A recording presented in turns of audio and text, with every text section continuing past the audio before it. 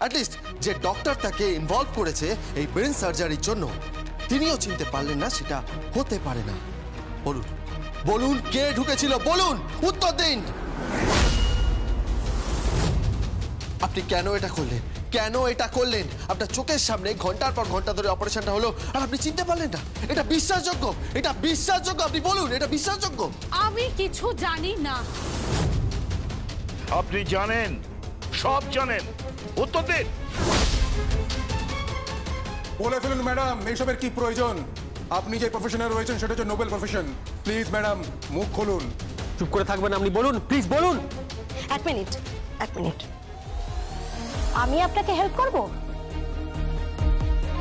কিভাবে হেল্প করবেন আপনি আমায়? মহিলাটার হুলিয়াটা বলবো, শুধু মুখে মাস্ক ছিল, বাকিটা ফটোতে দেখাবো। আমাদের কাছে সিসিটিভি ফুটেজ আছে। আমি কিছু জানি না, আমাকে যেতে দিন। এক মিনিট, সরি।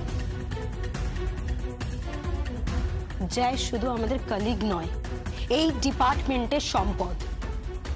এখন শুধু একটা জড় শরীর নিয়ে বিছানায় শুয়ে আছে। তার এই অবস্থার জন্য আপনি নিজেকে কোনোদিনও ক্ষমা করতে পারবেন? কি বলতে চাইছেন আপনারা? আপনারা এসব কি বলছেন? আমি কিছু জানি না, জানি না আমি। জানেন তো বটেই। আপনি মুখ খুলুন। আপনি যদি মুখ না খোলেন তাহলে আমরা আপনাকে কাস্টাডিতে নিতে বাধ্য হব। তারপর যা যা ঘটবে আপনি জাস্ট কল্পনাও করতে পারছেন না। বলুন, উত্তর দিন। কে ছিল? বলুন, কে ছিল? ডক্টর প্রমিতাকে কে মেরেছে? কে মেরেছে ডক্টর প্রমিতাকে? তার জায়গায় কে ঢুকেছে? বলুন, অপারেশনটাই বা কে করেছে? আর আপনি কেন কেন হাত গুটিয়ে পাশে দাঁড়িয়েছিলেন? বলুন, কার অঙ্গুলি হিলানে এটা করছেন? কিসের দায়বদ্ধতা? এর পেছনে কে আছে? বলুন। এটা একটা টোটাল ষড়যন্ত্র, টোটাল একটা প্ল্যান। এর পেছনে কে আছে? বলুন, উত্তর দিন আমাকে, বলুন।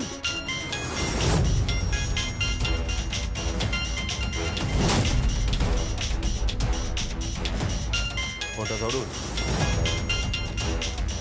চলো, ফোনটা ধরুন।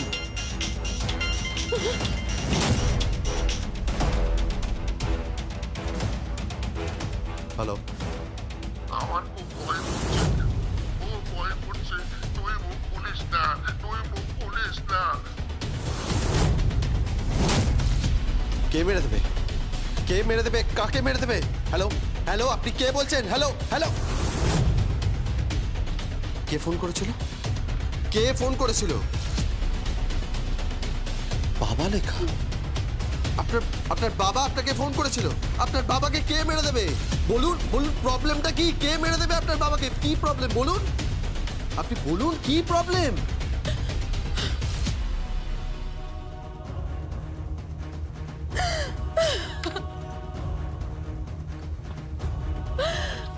আর পারছি না, আমি আর পারছি না। আমি বাধ্য হয়েছে এই কাজ করতে। আমার বাবা খুব অসুস্থ, একজন ক্যান্সার পেশেন্ট। তাকে গান পয়েন্টে রেখে আমাকে এই কাজ করানোর জন্য বাধ্য করা হয়েছে। আমি বাধ্য হয়েছি, আমি পারছি না। প্লিজ। কে গান পয়েন্টে রেখেছে? আমি কিছু জানি না, বিশ্বাস করো, সত্যি আমি কিছু জানি না। আমি কারোর নাম জানি না, কারোর ধাম জানি না, শুধু একটা ফোন নাম্বার বলতে পারি। বিশ্বাস করো না, আমি যখন ওটিতে যাচ্ছি না তখন আমার কাছে একটা ফোন আসে। ওরা বলে যে ওরা একজন বিশেষজ্ঞ সার্জনকে পাঠাচ্ছে, তিনি অপারেশন করবেন। আমি যেন হাতি না দিই। আমি বারবার বলেছিলাম যে এটা হতে পারে না, এটা হয় না, কিন্তু বিশ্বাস করুন, আমার বাবার সাথে আমাকে ভিডিও কলে কথা বলিয়েছিল।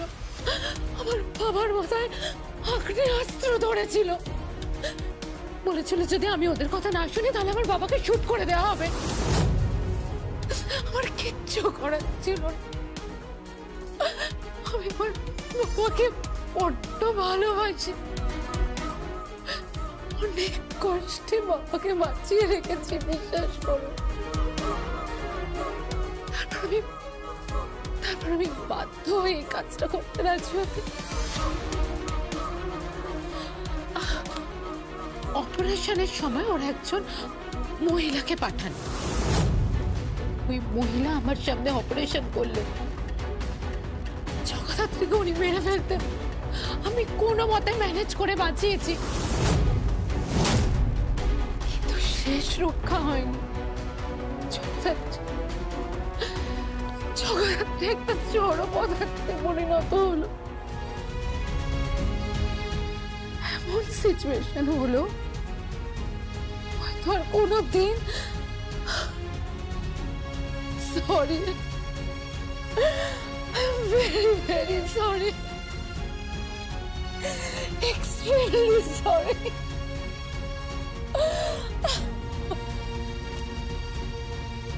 নাম্বারটা বের করুন, ধরুন নাম্বারটা বের করুন।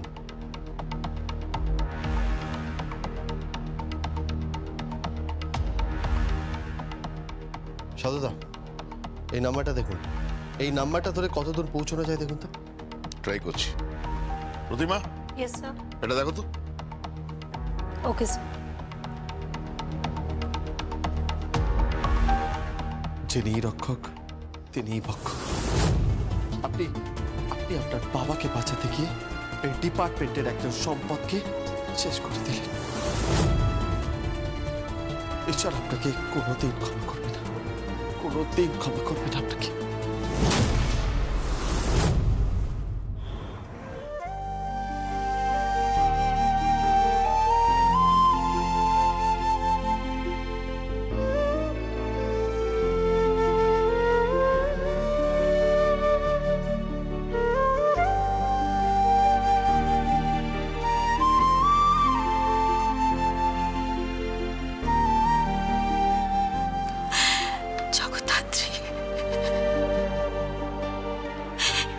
এভাবে কখনো তোমাকে দেখবো আমি সত্যি ভাবিনি জগদ্ধাত্রী।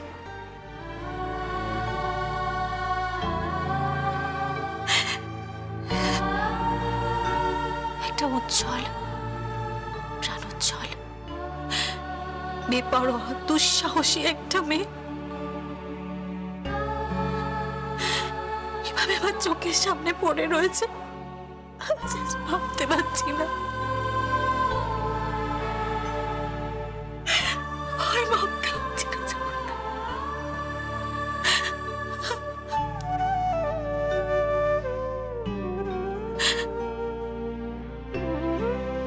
বড়দি কে? তুই? হ্যাঁ, আসলে আমি তো শ্বশুর বাড়িতে ছিলাম। মম বলল তুই নাকি জগদ্ধাত্রীকে নিয়ে এসেছিস বাড়িতে, তাই আর কি।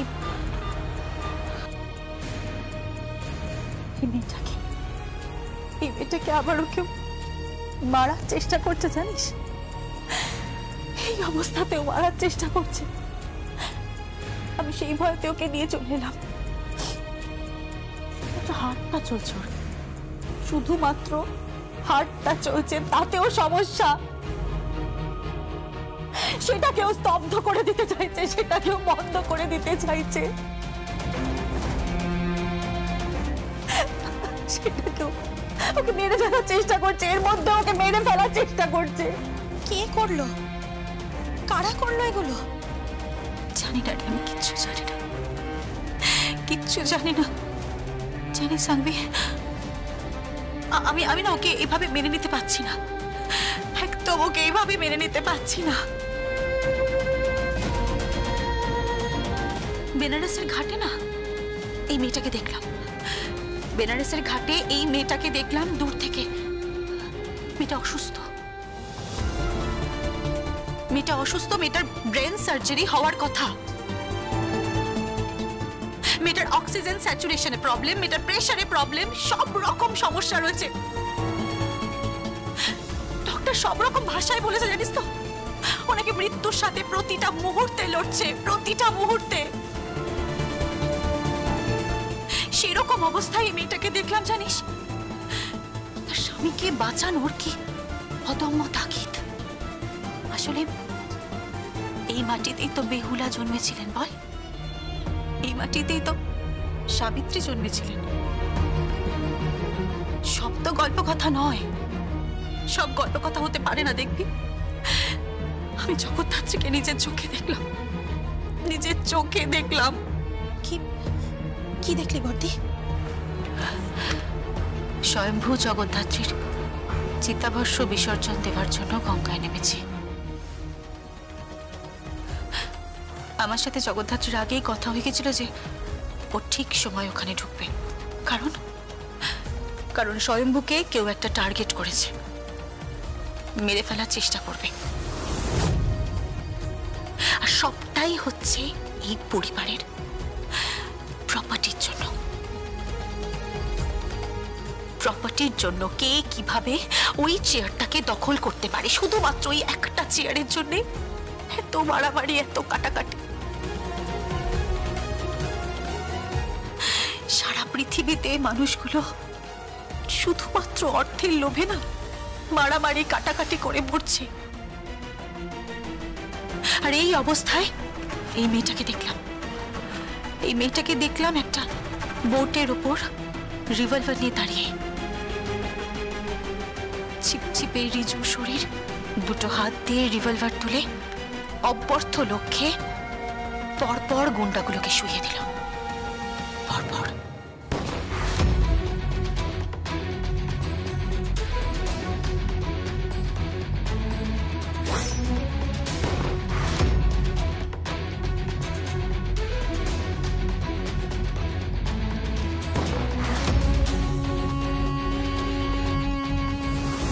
বেঁচে গেল স্বয়ম্ভু জানিস।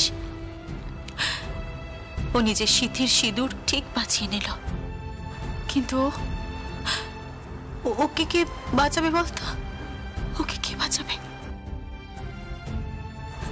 ওকে কে বাঁচাবে বলতো সাংভি? কে বাঁচাবে?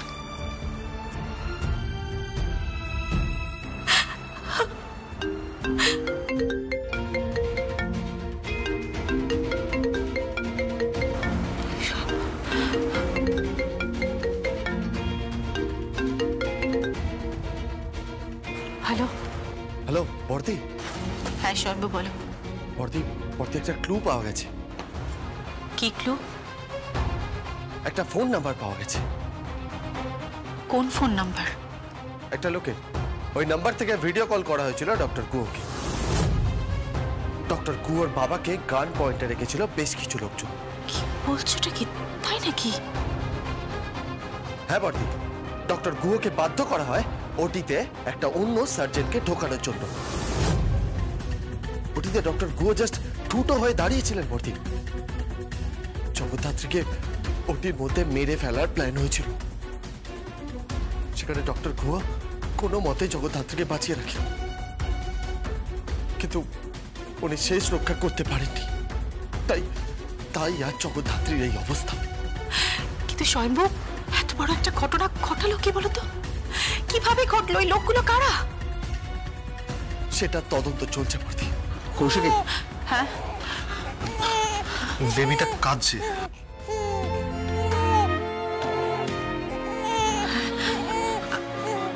স্বয়ম্ভু, তোমার তোমার মেয়ে কাঁদছে।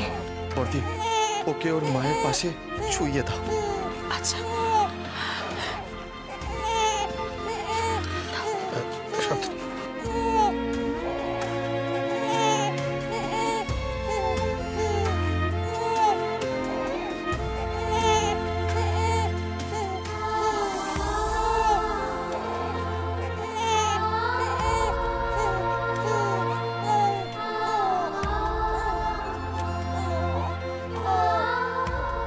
স্বয়ম্ভু বলছি যে, আচ্ছা বর্দি, এখনো কাঁদছে? কাঁদছে না, প্রতিবাদ জানাচ্ছে। ও কেঁদে প্রতিবাদ জানাচ্ছে নিষ্ঠুর পৃথিবীর বিরুদ্ধে, বুঝতে পেরেছ?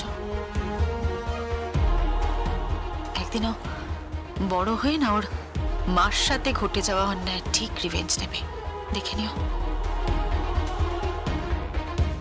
সবাইকে শিক্ষা দেবে, সবাইকে।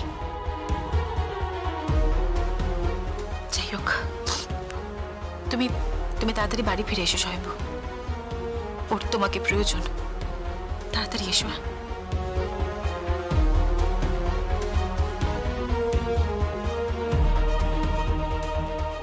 কিছু সূত্র পাওয়া গেল? হ্যাঁ, পাওয়া গেছে। পুরো বিষয়টা শুনে যা মনে হলো যে এটা একটা বড় ফাঁদ, জানো তো। জানি না সেখান থেকে আদৌ আসল অপরাধীকে খুঁজে পাওয়া যাবে কিনা, জানি না। অপারেশন টেবিলে আমার জগদ্ধাত্রীকে অসহায় অবস্থায় পেয়ে এই অবস্থা করে দিল। ও ঠিক হয়ে যাবে, তুই দেখিস বর্দি। আমি বলছি ওনা সুস্থ হয়ে যাবে রে। আর এখন তো মেডিকেল সায়েন্স অনেক উন্নত, তুই দেখবি ও একদম সুস্থ হয়ে যাবে, ও ঠিক হয়ে যাবে। হলেই ভালো,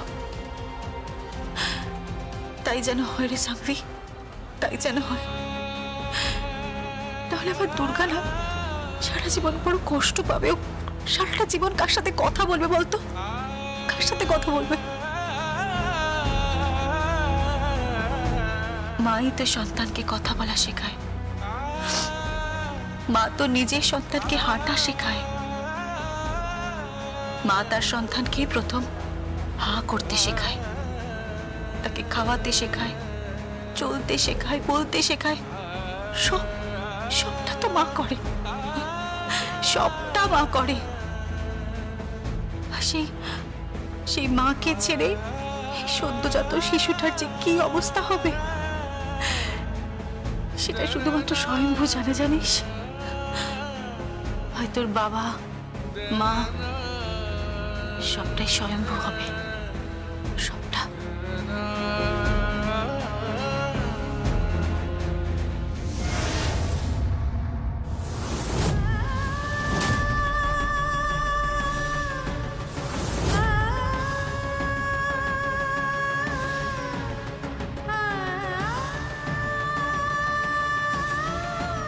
জগদ্ধাত্রী, জগদ্ধাত্রী,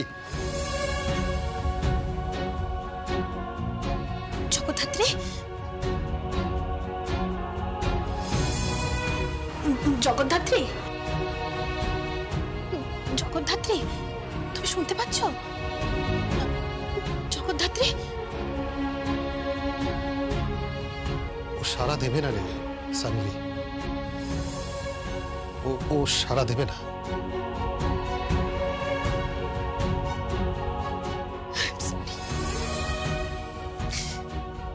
অনেক অন্যায় করেছি, আমি অনেক অন্যায় করেছি তোমার সঙ্গে। আমাকে ক্ষমা করে দাও, আমাকে ক্ষমা করে দিও। ক্ষমা করে দাও।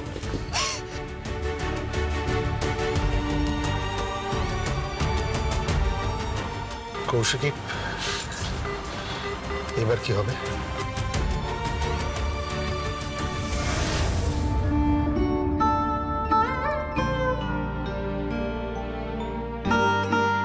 জানি না, কিচ্ছু জানি না।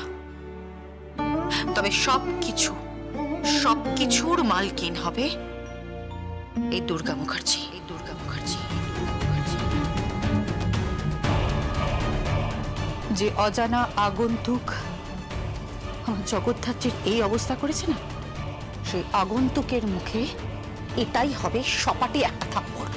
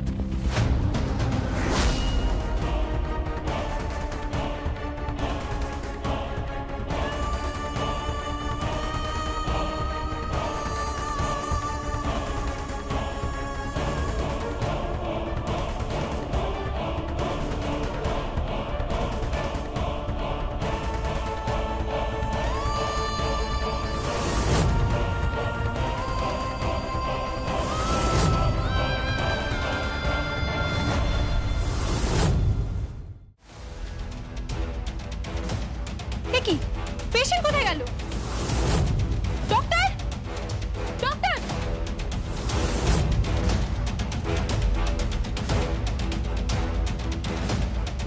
Doctor, doctor, doctor, doctor, doctor.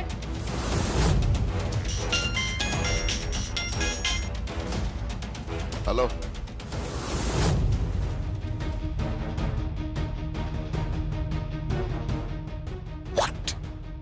কি বলছেন কি আপনি? কি হয়েছে কি সাউদা? ডক্টর প্রমিতা, যাকে মেরে সেই আগন্তুক আততায়ী অপারেশন থিয়েটারে ঢুকেছিল, অপারেশন করে জগদ্ধাত্রীকে মারতে চেয়েছিল এবং পালিয়েছিল। ডক্টর প্রমিতার ডেড বডি পাওয়া গেছে।